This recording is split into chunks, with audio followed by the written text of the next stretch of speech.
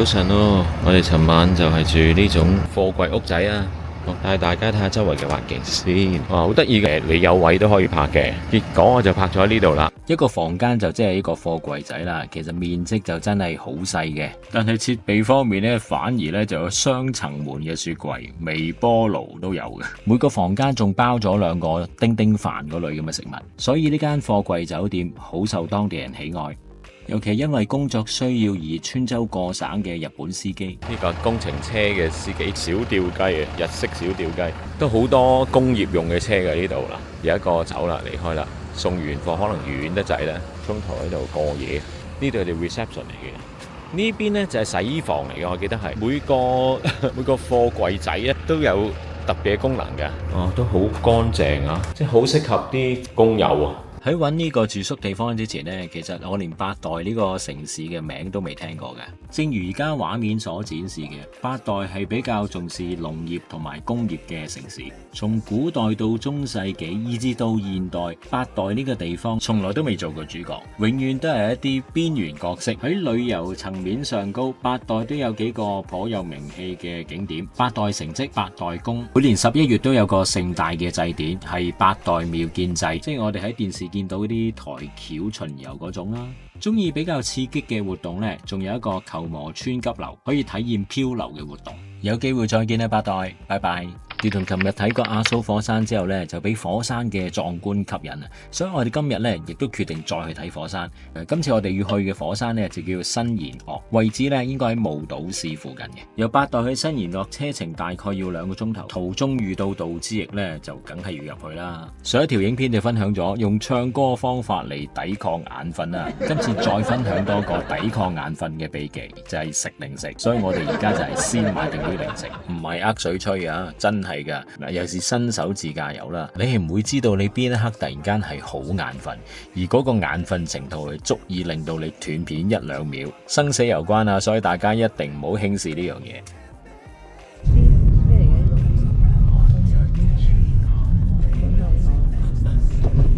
都近噶啦，因為我哋其實都去到附近噶啦。哇！真係有水。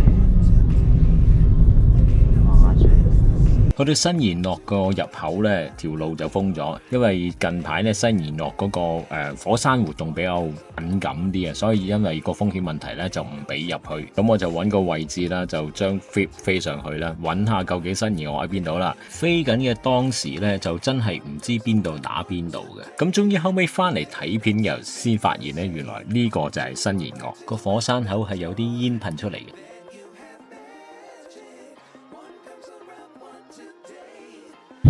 而家我哋嘅位置喺哈野高原，咁前邊遠處見到呢，有啲火山嘅煙噴出嚟。其實我哋本身係想去新賢岳嘅，但係條路封鬼咗啊，因為火山活動活躍，即係佢噴過近排呢，所以就封咗路。咁我哋就揸車上咗嚟另外一邊啦，就再高啲嘅。因為附近呢，有個韓國岳嘅登山口嘅，前面仲有個咩大浪池嘅登山口，呢度都係行山嘅地方嚟嘅。咁我就唔會行上去嘅，我係想揾位飛過去睇下嘅啫。我而家好似置身一個大漠咁樣啊！哈野高原係一個融合火山地質奇觀同埋四季自然之美，係九州深度旅遊嘅絕佳選擇，適合喜歡登山、攝影或者純粹想沉浸自然嘅旅遊人士。我哋而家見到嘅係硫磺谷蒸汽噴孔，硫磺味應該非常濃嘅。荒涼嘅地貌咧，好似月球表面，係霧島火山能量嘅象徵。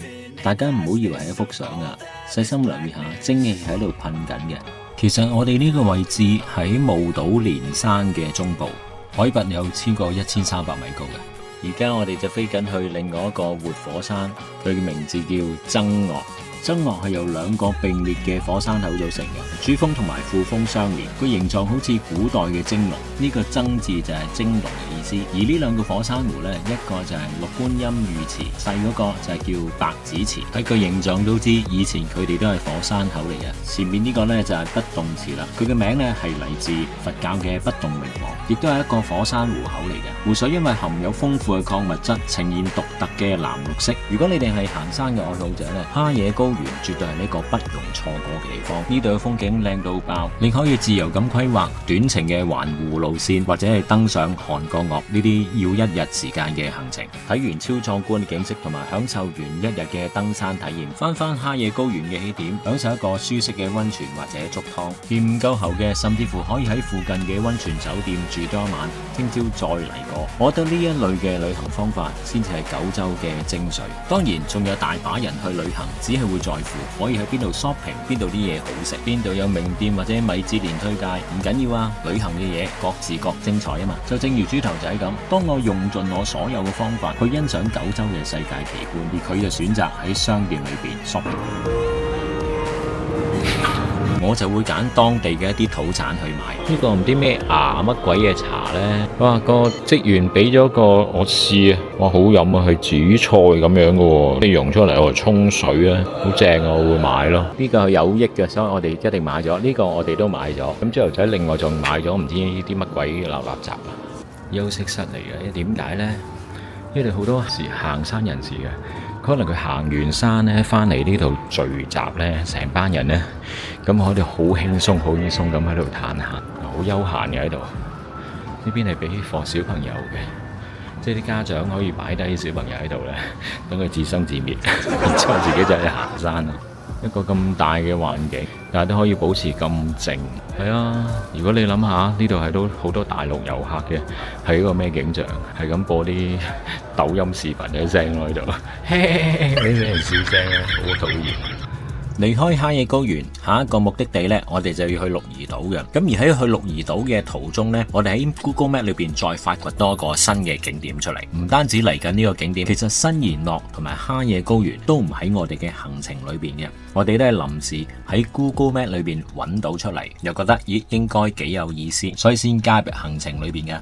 好，等我示範一下點樣喺行程當中好好利用 Google Map 去幫我達成以下嘅3個願望。第一個呢，就係揾酒店。由於一般嚟講呢，我哋都唔會 book 定每一晚嘅酒店嘅，通常都會喺當日或者之前一日就揀今晚或者聽晚住嘅地方。例如我哋之前踩單車嘅旅行啦，或者而家嘅自駕遊，兩者都係屬於自己嘅交通工具，都適合去到邊住到邊嘅模式。好似而家我哋喺霧島出發，目的地係住鹿兒島，咁我哋可以打開鹿兒島嘅範圍，然之後揀酒店，選擇大概嘅 budget， 譬如800蚊以下啦，同埋需要嘅設備，跟住就去 search， 跟住地圖上高就會出現好多住宿嘅地方，上高仲會有埋價錢嘅。咁我哋最主要揀呢就係價錢同埋地點。我哋有揸車就唔需要刻意揀鬧市去住啦，咁我哋要揀海邊。喺鹿兒島東邊嘅海邊呢，好多酒店嘅景觀仲可以望到對面嘅鷹島火山嘅。我哋揀嘅呢一間就係其中一間啦。冇錯，鷹島火山就係早幾日啱啱爆過嗰個鷹島火山啊！確定揀唔揀呢間酒店之前呢，可以 click 入去睇下佢嘅設備配套啱唔啱你。如果覺得 OK 呢，就揀平台啦。梗係揀最平嗰個平台啦。今次我哋揀Agoda。簡單講 ，Google Map 其實已經幫你喺各大平台裏邊隔好晒價噶啦，而個可信度係非常之高嘅。我哋係經過反覆咁測試嘅。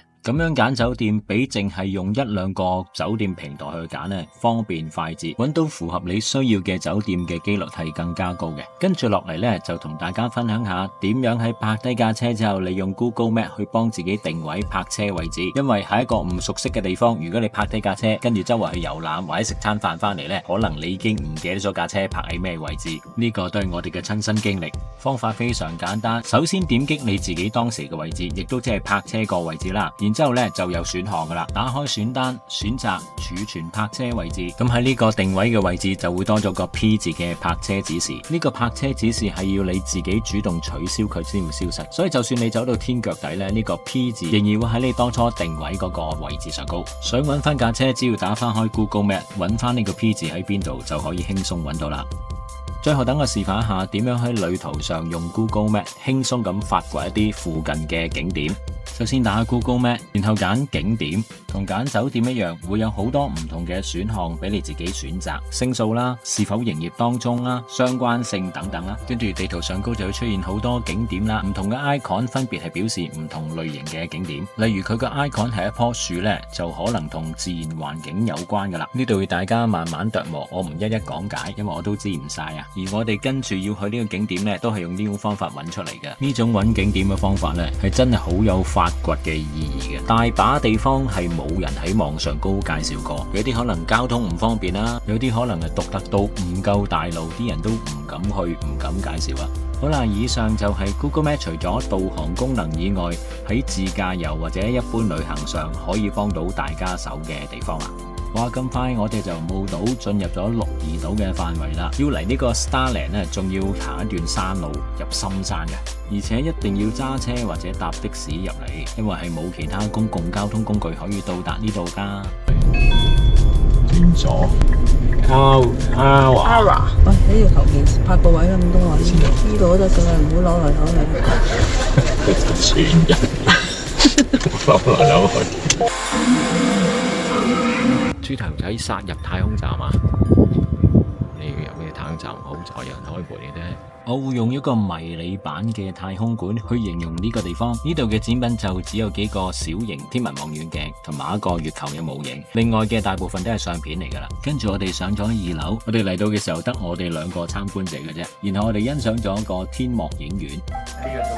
啊，你覺得？呢個時候參觀者暴增咗50%，即係總共有3個。果然我哋去到邊就將嗰度大旺，然後戲肉嚟啦。我哋啱啱睇完個天幕影院嗰類，咁就而家就係用天文望遠鏡去睇星。哦，天文望遠鏡好大個，正啊！扭開佢。哦。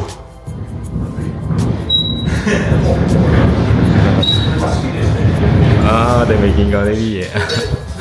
以下落嚟嘅時間就係我姑且叫呢位做教授啦，就好認真咁用日文去介紹呢個天文望遠鏡嘅功能同埋使用方法。我同豬頭仔亦都交足氣，明明係一句都聽唔明白，但係咁喺度點頭。嗰塊叫巴克網，我哋隔住太陽，因為我哋而家睇太陽係好似啊，你唔隔嗰塊巴克網呢，係會傷到眼。佢而家用電腦嚟校個望遠鏡個角度啊，即係佢電子追蹤嘅呢個係。佢應該跟呢碌嘢會喐嘅，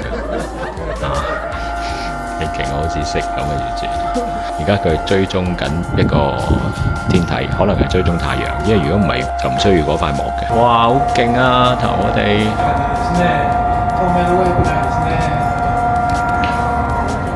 因為佢只可以留一條罅俾佢觀嘅，如果唔係啲光影響佢接收光源啊嘛。OK。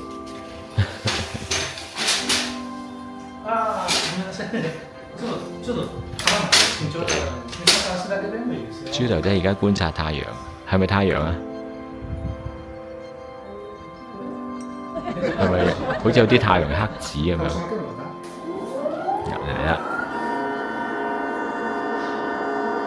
追蹤金星啊！而家在場嘅參觀者都會分別被安排去觀察呢啲星體嘅。啱啱我哋就睇完太陽啦。而家就係安排我哋睇金星啦。點解會睇呢2個天體呢？喺唔同嘅時段，你喺地球嘅唔同平面可以觀察到嘅星體，亦都係有限嘅。你冇可能喺而家呢個時間可以觀察到木星，因為木星喺夜晚先至會升到上呢邊嘅天空。睇唔睇到呢啲星體呢？其實都要講啲運氣嘅，因為可能當日天氣啦，會唔會太多雲啊，光線足唔足夠呢，都足以影響到睇出嚟嘅結果嘅。不過淨係睇到個咁大嘅天文望遠鏡喺我哋面前喐嚟喐去，仲可以俾我哋親身摸到，甚至乎可以用佢嚟觀察星體咧，我哋都覺得不枉此行啊！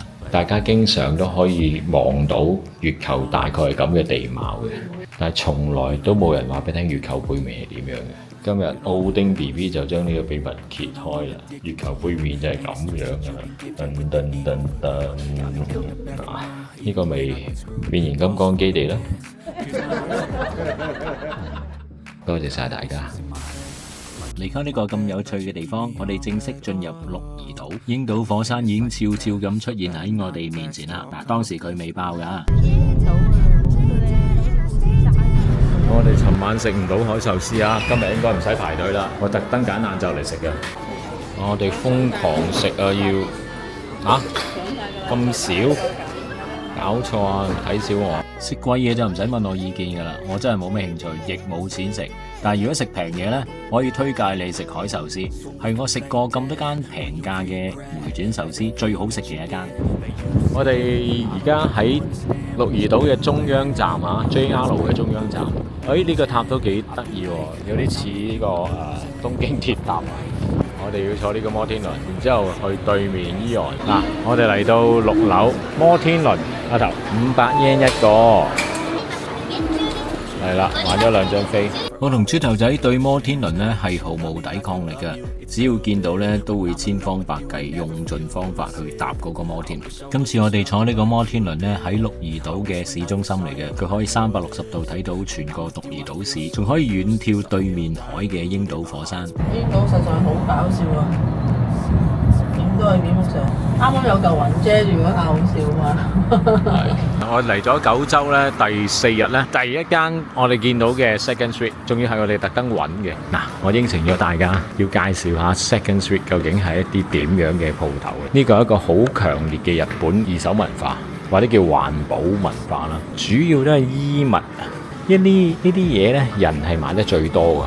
即係最多丟不起嘅嘢就係衫褲鞋襪，因為你好少話一塊滑雪板你會有5-6塊滑雪板多出嚟噶嘛，但係衫褲鞋襪呢，你有機會可能有幾十套嘅，而當中可能有一半你都好少着，甚至乎未着過嘅，咁所以呢，就產生咗大量嘅呢啲嘅二手貨物。日本人買呢啲嘢嚟 Second Street 呢，其實好平嘅啫，除非你本身係一啲好大好貴嘅牌子啦，否則一般嘅衣物呢，其實係佢斷重量嚟回收嘅。咁鞋嗰啲亦都係對計啦。如果你都係普通嘅鞋呢，其實好低嘅價錢，可能10幾20蚊港幣嘅價錢同你收到鞋翻嚟賣都可能賣80-90啊，百幾蚊啊咁樣出嚟。除非你哋係厚身嘅，譬如呢啲咁新嘅，咁呢個係咩牌子嚟㗎？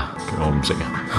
嗱，咁呢啲呢，即係有翻咁上下名氣同埋新淨程度呢，就賣緊差唔多6萬 yen 咯，你賣出去65000 yen 㗎啦。呢啲係比較新淨嘅貨品啦。呢啲就係一啲其實我都買過2個袋嘅喺 Second Street 嘅度，上次去名古屋嗰陣時咧買過2個袋嘅。而家有冇用緊？而家都有用緊嘅，不過嗰個通常我嚟去超級市場買嘢咯。今次我哋嚟到呢一間 Second Street 咧，規模算細㗎啦，因為我去過一啲啦，即係非常非常大嘅，有2層或者3層嘅。咁而且咧，我哋遊客喺 Second Street 買嘢咧，超過5000 yen 咧係可以免稅添㗎喎。最近我都知道咧 Second Street 咧竟然登陸香港喎，不過暫時就未有時間去香港嗰個 Second Street 度睇嘢。有冇邊位師兄師姐去過啊？同日本嘅比較感覺又如何啊？我哋喺名古屋中央車站附近兜咗個好大嘅圈，然之後就翻嚟呢邊攞車，再揸車去食晚餐。步行街嚟，屌呢度行得㗎，大哥。哇，咩事啊？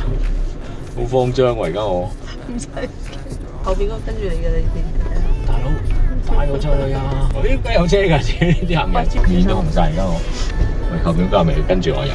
真係跟住我㗎。我哋揾咗半個鐘頭停車場，要泊到天台，因為呢度係多啲娛樂場所、食肆嗰啲，可能今日星期六咧出嚟 gathering 咧都係喺呢區嘅。其他地區中央車站嗰邊都冇咁多人，呢邊係超多人。哦，終於嚟到鳥貴族啦！不過呢間好細間㗎，我啱啱問咗咧，要等1個鐘頭。1個鐘頭我哋梗係唔會等啦，而附近呢亦都勁多食肆嘅。只不過我哋今日係想食串燒，所以就揾咗另外一間嚟代替鳥貴族啦。燒一轉都要等成20幾分鐘啊！不過啲嘢食味道唔錯嘅。呢間店啊，雖然我哋只係淺嘗嗌咗幾串嘢，我哋其實想繼續食嘅，因為太夜啦，我哋未 check in，而家已經9點幾㗎啦，所以我哋唔想等多半個鐘頭再嗌多第2 round 咧。其實呢間嘢係 OK 嘅，正嘅。拜拜。最後翻到酒店 check in 嘅時候咧，已經係10點半啦，因為我哋就係遇到揾唔翻部車個困境。Your room keys. OK。 Room cleaning information. So please read it. So is there any question about staying hotel or parking? 哇！呢位小姐真係靚啊，固然係靚啦，靚得嚟呢，咁有氣質呢，都比較少見啊！而且英文呢，甩甩聲啊，搞到我喺佢面前呢，都成個傻仔咁樣啊！如果有一日佢肯去拍 AV， 唔係，我意思係如果佢喺傳統嘅娛樂圈出道呢，都係觀眾嘅福氣嚟嘅。好，簡單講講聽日嘅內容。聽日我哋會揸車去坐船，目的地係櫻島火山，再殺埋個宮崎縣睇復活島嘅巨頭像，參觀超有名嘅鵜戶神社，食埋日本三牛之一嘅宮崎牛，周街享受免費嘅粥湯。聽日見，多謝晒，拜拜。